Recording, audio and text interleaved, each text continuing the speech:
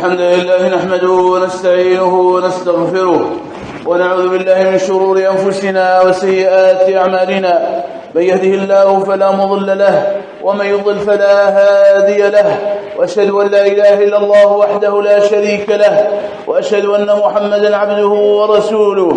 يا أيها الذين آمنوا اتقوا الله حق تقاته ولا تموتن إلا وأنتم مسلمون. يا أيها الناس اتقوا ربكم الذي خلقكم من نفس واحدة وخلق منها زوجها وبث منهما رجالا كثيرا ونساء، واتقوا الله الذي تساءلون به والأرحام إن الله كان عليكم رقيبا. يا أيها الذين آمنوا اتقوا الله وقولوا قولا سديدا يصلح لكم أعمالكم ويغفر لكم ذنوبكم، ومن يطع الله ورسوله فقد فاز فوزا عظيما. أما بعد، فإن أصدق الحديث كتاب الله، وأحسن الهدي هدي محمد صلى الله عليه وسلم، وشر الأمور محدثاتها، وكل محدثة بدعة، وكل بدعة ضلالة، وكل ضلالة في النار. أما بعد، عباد الله، إن الله اصطفى محمدا على سائر الأنبياء والمرسلين وجعله رسولا للعالمين أجمعين، فاختار له صحابة أخيارا صالحين آمنوا به واتبعوه وآزروه ونصروه واقفدوه بالنفس والنفيس، فكانوا خير صحبة لخير نبي. قال ابن مسعود رضي الله عنه: إن الله نظر في قلوب العباد فوجد قلب محمد خير قلوب العباد فاصطفاه لنفسه وابتعثه برسالته. ثم نظر في قلوب العباد بعد قلب محمد فوجد قلوب أصحابه خير قلوب العباد فجعلهم وزراء نبيه. قال ابن عمر رضي الله عنهما: كان أصحاب محمد صلى الله عليه وسلم خير هذه الأمة قلوبا وأعمقها علما وأقلها تكلفا، قوم اختارهم الله لصحبة نبيه ونقل دينه. وخير هؤلاء على الإطلاق خير هؤلاء الحواريين المصطفين الأئمة الأربعة الخلفاء الراشدين الذين أمرنا أن نقتدي بهم ونتبع هديهم وسنتهم. قال صلى الله عليه وسلم: عليكم بسنتي وسنة الخلفاء الراشدين المهديين، عضوا عليها بالنواجذ. ولقد كان أجلهم قدرا وأعلاهم فخرا الصاحب أبو بكر الصديق رضي الله عنه، فما طلعت شمس ولا غربت على أحد بعد النبيين خير من أبي بكر وزير النبي المصطفى صلى الله عليه وسلم، فهو صاحبه بالحضر والأسفار ورفيقه الشفيق بجميع الأطوار وضجيعه بعد الموت في الروضة المحفوفة بالأنوار. كان أول الرجال إيمانا وإسلاما، صاحب النبي صلى الله عليه وسلم بمكة قبل الهجرة وآزره وفداه بماله ونفسه. روى أهل السير أن المشركين أحاطوا برسول الله صلى الله عليه وسلم يريدون أن يؤذوه، فقام أبو بكر دونه وهو يبكي ويقول: أتقتلون رجلا أن يقول ربي الله؟ فأقبلوا على أبي بكر وضربوه ضربا شديدا حتى حمل إلى منزله وما يعرف وجهه من أنفه ولا يشكون في موته. فلما أفاق رضي الله عنه من غيبوبته آخر النهار تكلم وقال: ما فعل رسول الله صلى الله عليه وسلم؟ فطمأنوه عليه ولكنه أبى وقال حالفا: فإن لله علي ألا أذوق طعاما ولا أشرب شرابا حتى أرى رسول الله صلى الله عليه وسلم.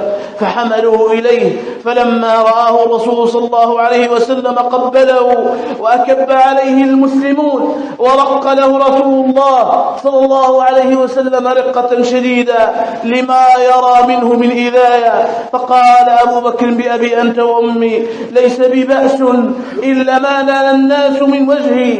ثم قال: يا رسول الله، هذه أمي برة بولدها وأنت مبارك، فادعوا الله لها وادعوها إلى الله. فدعاها ودعا لها رسول الله صلى الله عليه وسلم، فشهدت أن لا إله إلا الله وأن محمد رسول الله. همه رضي الله عنه أن يستنقذ الناس من النار، والأقربون أولى بالمعروف، فما أصدق حبه لنبيه صلى الله عليه وسلم وإخلاصه ودعوته. يقول بكر بن عبد الله المزني: إن أبا بكر لم يفضل الناس بكثرة صلاة ولا صيام، وإنما فضلهم بإيمان وقر في قلبه.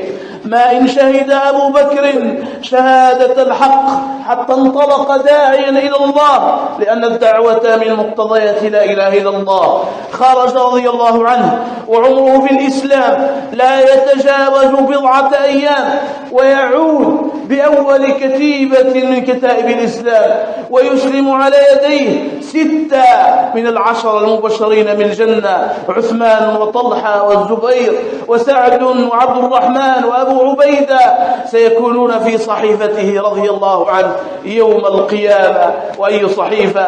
أجمع المسلمون أنه خير هذه الأمة بعد نبيها، بل خير ولد آدم بعد الأنبياء والمرسلين. روي عن عمر رضي الله عنه قال: لو وزن إيمان أبي بكر بإيمان أهل الأرض لرجح بهم، أي لزاد وثقل عليهم. ويسرى برسول الله صلى الله عليه وسلم إلى بيت المقدس، ويعرج به إلى السماء في ليلة، ويعود في الصباح ليخبر الخبر وهو الصادق المصدوق، ويطير الخبر في مكة، ويكذب المصطفى، ويضطرب بعض المسلمين المؤمنين، ثم يذهبون لأبي بكر يريدون زعزعة إيمانه، فما كان موقفه. لقد قال لهم: إن قال فقد صدق، فاستحق أن يلقب بالصديق، أي إن قال أنه ذهب وأنه عرج به فقد صدق. إن أبا بكر في ذلك يعلمنا كيفية التعامل مع ما يأتي من الله ورسوله، فلا مجال للرأي بعد ثبوت النقل ولا جدال. موقف آخر لأبي بكر الصديق، وأي موقف! لما أذن رسول الله صلى الله عليه وسلم أذن له بالهجرة إلى المدينة، تجهز أبو بكر يريد أن يكون أول المهاجرين، أول السابقين إلى الخيرات. فلما سمع به المصطفى صلى الله عليه وسلم أتاه فقال: لا تعجل، لعل الله أن يجعل لك صاحبا يدخره رسول الله صلى الله عليه وسلم لنفسه، يدخره لحدث ومنزلة لا تتكرر عبر التاريخ والحياة كلها. فقام بإعداد الرواحل استعدادا للهجرة. قالت عائشة رضي الله عنها: وبينما نحن جلوس يوما في حر الظهيرة، وإذ برسول الله صلى الله عليه وسلم متقنعا في ساعة لم يكن يأتينا فيها، فيقول أبو بكر: بفداء له أبي وأمي، ما جاء إلا لأمر. فدخل رسول الله صلى الله عليه وسلم فجلس على سرير أبي بكر وقال: أخرج من كان عندك يا أبا بكر. قال: إنما هم أهلك بأبي أنت وأمي يا رسول الله، فإن الله قد أذن لي بالهجرة. قال أبو بكر وهو يتوق إلى الصحبة: قال من شدة الفرح وهو يبكي: الصحبة يا رسول الله. فقال: الصحبة يا أبا بكر.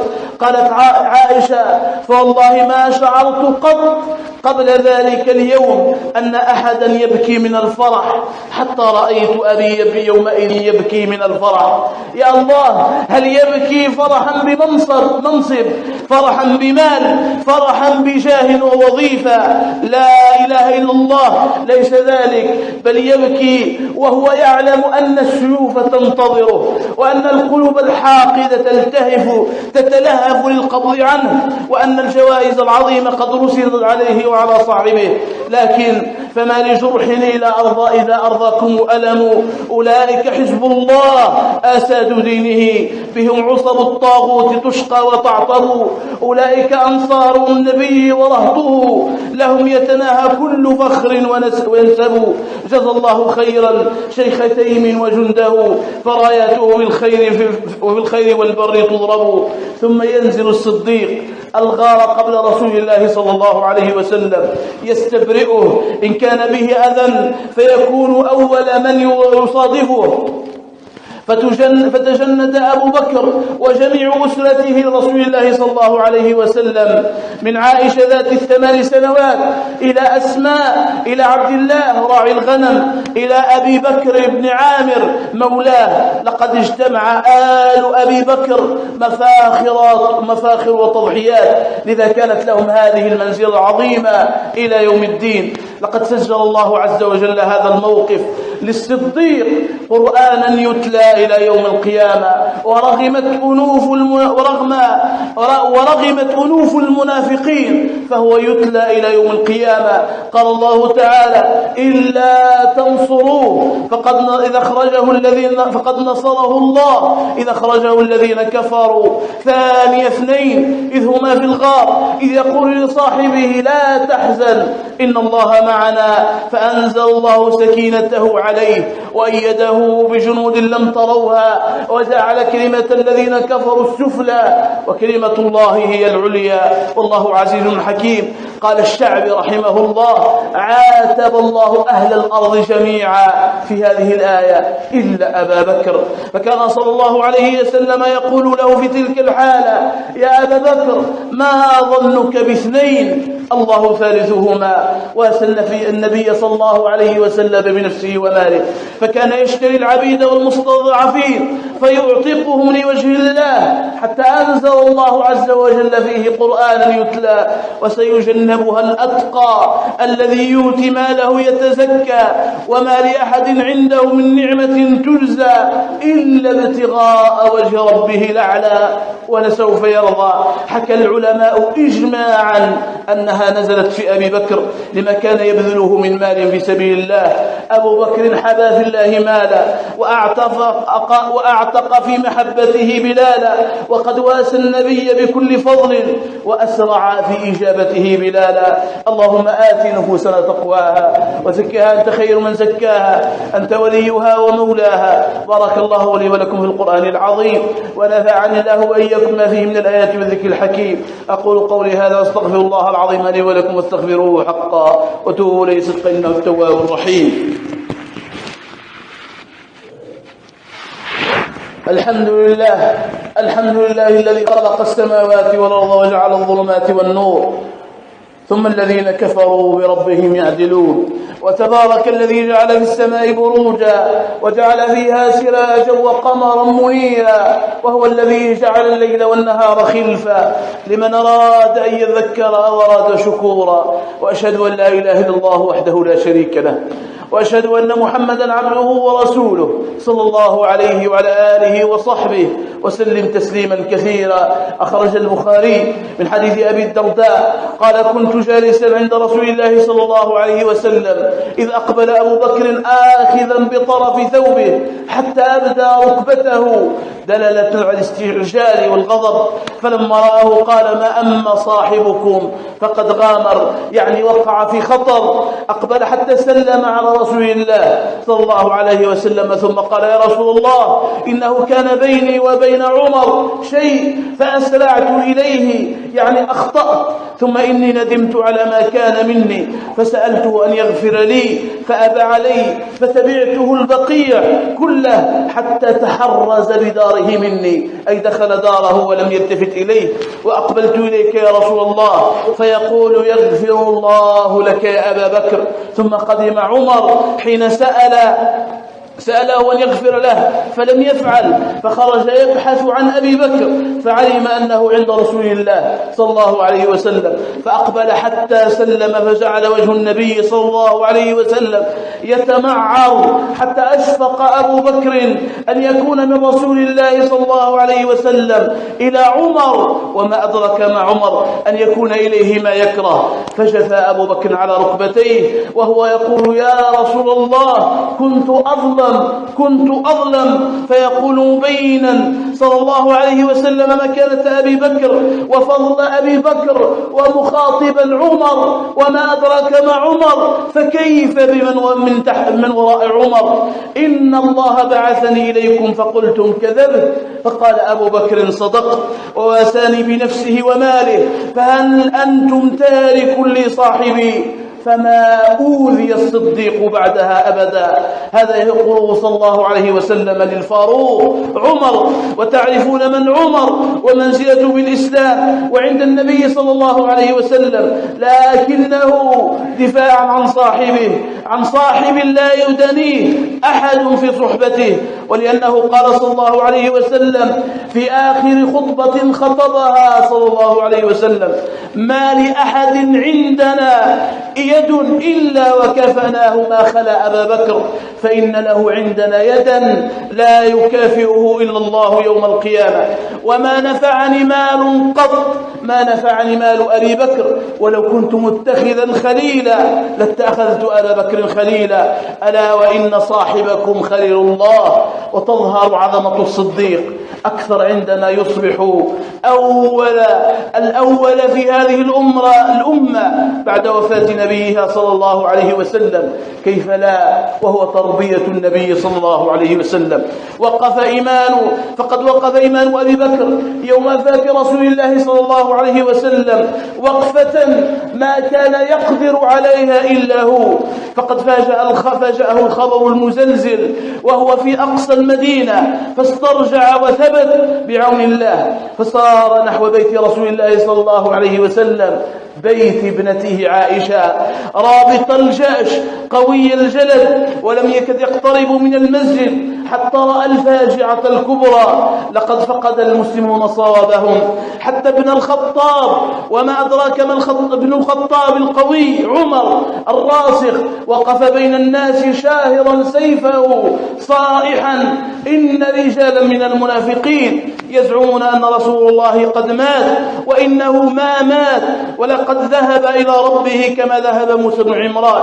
والله ليرجعن رسول الله فليقطعن أيدي رجال زعموا أنه مات. ألا لا أسمع أحدا يقول إن رسول الله مات إلا فلقت هامته بسيفي هذا. يقول عمر ذلك أمام الناس. تلك الحال عمر، فكيف بحال من سواه؟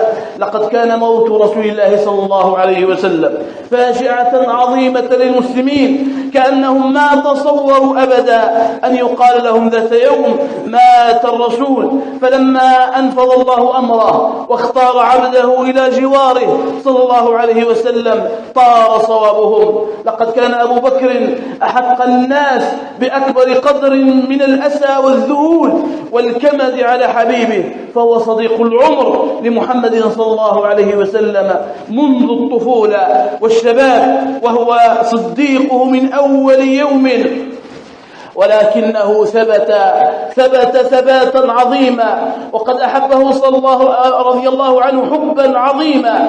والندع شاهد عيان يصف هذه الحال. ثبت أبي بكر عند الصدمة الأولى، أقبل أبو بكر يكلم الناس فلم يلتفت إلى شيء، ودخل على رسول الله صلى الله عليه وسلم وهو مسجى في ناحية البيت عليه برد حبرا، فكشف عن وجهه ثم قبله وقال: بأبي أنت وأمي طبت حيا وميتا، إن الموت التي كتبها الله عليك قد متها. ثم خرج وعمر يكلم الناس فدعاهم للسكوت، فأبى عمر إلا أن يسترسل في قوله.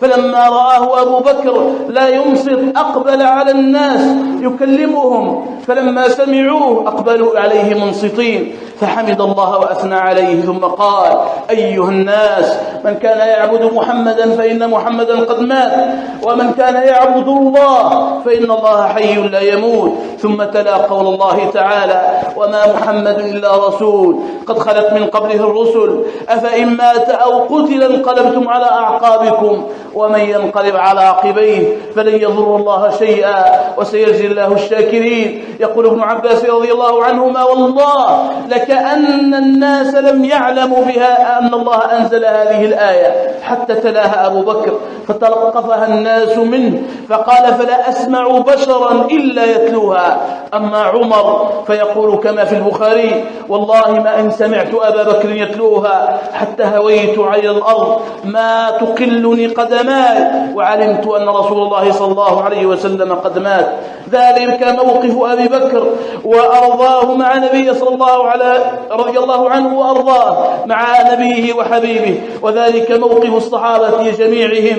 والله لولا الإيمان الذي رجح بإيمان الأمة ما كان لأبي بكر أن يقفه. معذورون صحابة رسول الله صلى الله عليه وسلم، إن الخطب جسيم والمصيبة عظيمة. قد كان صلى الله عليه وسلم كل شيء في حياتهم، كان حاكمهم وحبيبهم وأباهم وأخاهم وقائدهم ومربيهم ومنقذهم وهاديهم، فقدر ذلك كله ساعة في كل ساعة من ليل والنهار. ثم اتفق المسلمون على عدم التقدم على أبي بكر، وأكره على تولية الخلافة، وما ذلك إلا تنفيذا لوصية رسول الله صلى الله عليه وسلم القائل: يأبى الله والمؤمنون إلا أبا بكر.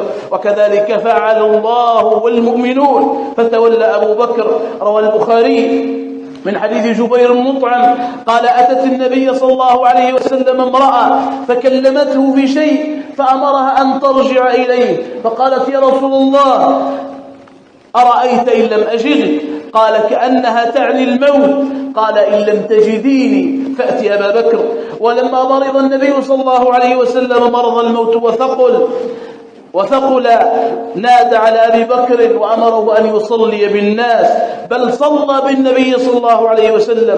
فكان علي رضي الله عنه يقول: رضيك رسول الله صلى الله عليه وسلم لديننا أي للصلاة، أفلا نرضاك لدنيانا؟ هذه مواقف أبي بكر، هذه تضحياته، هذا فضله. أما حاله حين تولية الخلافة فإنه عظيم. فقد صعد المنبر ليلقي أول خطاب على الأمة، فجالت في نفس الصديق خواطر وجرت على ذهنه أمور. ذكره المنبر بصاحبه النبي صلى الله عليه وسلم، تذكر حبيبه، تذكر صاحبه ومعلمه، فانصدع باكيا وكفكف دموعه أعلم مبدأه العظيم في كلماته القليلة: أيها الناس إني وقد وليت عليكم ولست بخيركم، فإن أحسنت فأعينوني وإن أسأت فقوموني. الصدق أمانة والكذب خيانة، الضعيف فيكم قوي حتى آخذ الحق له إن شاء الله، والقوي فيكم ضعيف حتى آخذ الحق منه إن شاء الله. لا يدع قوم الجهاد إلا خذلهم الله بالذل، ولا تشيع الفاحشة في قوم إلا عمهم الله بالبلاء. أطيعوني ما أطعت الله فيه ورسوله، فإن عصيت الله ورسوله فلا طاعة لي عليكم. هذا دستور أبي بكر الصديق في خلافته وولايته. وقل للمفكرين والمنظرين والمحللين فليسبحوا بلجة هذا الخطاب، فليوفوا حقه وليبلغوا قعره. أول ما عمل أن سير جيش أسامة الذي ندبه رسول الله صلى الله عليه وسلم، فأرهب به الروم والعرب، ثم قام بحرب المرتدين وماتها ومن معهم، بل قال: والله لأقاتلن من فرق بين الصلاة والزكاة، والله لو منعوني عقال بعير كانوا يؤدونه لرسول الله صلى الله عليه وسلم لقاتلتهم عليه. عن أبي محصن قال: ما ولد لآدم بعد النبيين والمرسلين أفضل من أبي بكر، ولقد قام أبو بكر يوم الردة مقام نبي من الأنبياء، لأن موقفه في تنفيذ جيش أسامة وحرب المرتدين كان موقفا شجاعا جدا لا يستطيعه إلا أبو بكر، بل إن الفاروق عمر كان يجادل ضده وهو القوي، ولكن شجاعة أبا بكر شجاعة قلب لا تضاهيها شجاعة. روى أهل السير عن عمر: كنت أفتقد أبا بكر يوم خلافته ما بين فترة أخرى، قال فلحقته فإذا هو بظاهر المدينة قد خرج متسللا فأدركته وقد دخل بيتا حقيرا في ضواحي المدينة، فمكث هناك مدة ثم خرج وعاد إلى المدينة. فقلت لأدخلن هذا البيت،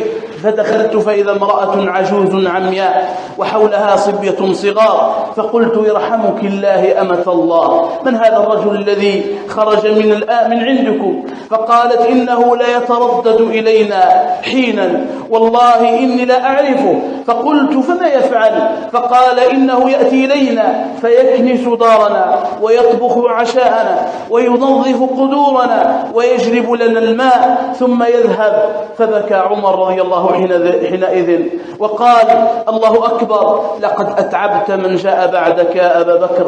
وختم حياته رضي الله عنه بمسك الختان بأن ولى على الأمة أفضلها عمر بن الخطاب رضي الله عنه، وأوصاه فقال أما وقد ولينا أمر المسلمين فلم نأكل درهما ولا دينارا ولكنا خشن طعامكم في بطوننا ولبسنا خشن ثيابكم على ظهورنا وليس عندنا شيء من فيء المسلمين، فانظروا ما زاد من مالي فاجعلوه عند الخليفة من بعدي.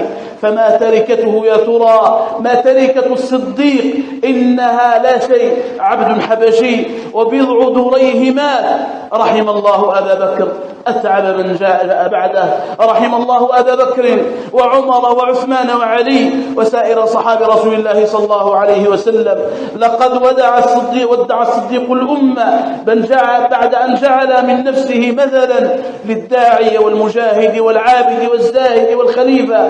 فاللهم اشهد على حبنا له وحبنا بك محمد صلى الله عليه وسلم وحبنا لجميع الصحب والآل. اللهم اشهد على ذلك. اللهم صل على محمد وعلى آل محمد كما صليت على إبراهيم وعلى آل إبراهيم، وبارك على محمد وعلى آل محمد كما باركت على إبراهيم وعلى آل إبراهيم في العالمين إنك حميد مجيد. اللهم أبرم لهذه الأمة أمر رشدا يعز فيه أهل الطاعة ويهدى ويعافى فيه أهل المعصية. اللهم لا تدع لنا في هذا المقام ذنبا إلا غفرته، ولا مريضا إلا شفيته، ولا دينا إلا قضيته، ولا هما إلا فرجته، ولا ميتا إلا رحمته، ولا عاص إلا هديته، ولا طائعا إلا سددته، ولا حاجة هي لك رضا لنا فيها صلاة إلا قضيتها يا أرحم الراحمين. اللهم إنك أكرم الأكرمين، فلا تكلنا إلى أنفسنا طرفة عين ولا تكلنا إلى أحد من خلقك، فإنه لا حول لنا ولا قوة إلا بك. عباد الله، إن الله يأمر بالعدل والإحسان وإيتاء ذي القربى وينهى عن الفحشاء والمنكر والبغي يعظكم لعلكم تذكرون. فاذكروا الله العظيم يذكركم واشكروه على نعمه يزدكم، ولذكر الله أكبر، الله يعلم ما تصنعون.